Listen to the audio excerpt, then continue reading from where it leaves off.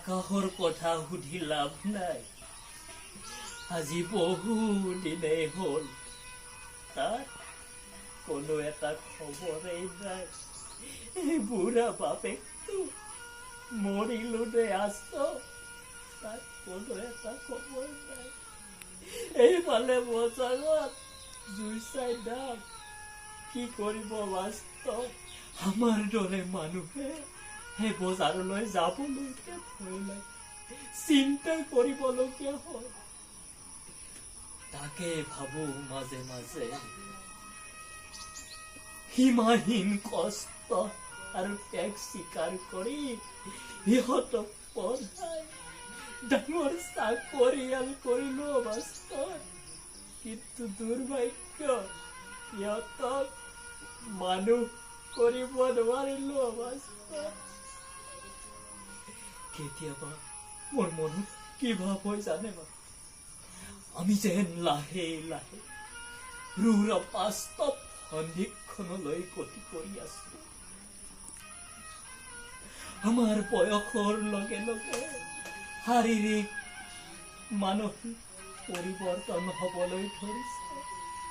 হয়তো এদিন এই পৃথিৱীৰ পৰা আমাৰ অস্তিত্ব হেৰাই যাব বাস্তৱ। হয়নে নহয় কওকচোন মাষ্টৰ? কিন্তু ই নিয়তিৰ বিধান। দিনৰ পিছত ৰাতি হব, সূৰ্যোদয় হলে সূৰ্যাস্ত হবই। জোনাকৰ নিৰ্মল আকাশ এদিন অমাৱস্যাৰ এন্ধাৰে আৱৰি ধৰিব। এইবিলাক সকলো তেৰাৰ কৃপা, এইবিলাক সকলো ভগৱানৰ ইচ্ছা, বুজিছে? এইবিলাক কাৰো শক্তি নাই। এইবাৰ যদি ভাল দিন আহে, তেতিয়াহলে আকৌ নাটকৰ মাজলৈ যাব লাগিব। আমাক কোনেও কামলৈ মাতিব নোখোজে নহয়। কাৰণ কিয় জানে? আমি যে নাটকৰ লগত জড়িত, বুজিছে? এনেকৈ চলি আছো দিয়ক।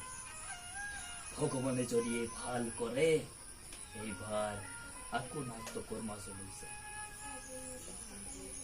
এইখিনিতে এটা কথা মনত পৰে, কি জানে? মই যেতিয়া নাটক কৰিছিলো, আকাশ তেনেই সৰু আছিল।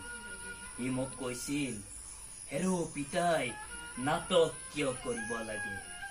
তেতিয়া মই তাক কৈছিলো, হেৰ' মূৰ্খ, নাটক কিয় কৰিব লাগে নাজান? সমাজ সুধৰবৰ বাবেইতো নাটক কৰিব লাগে।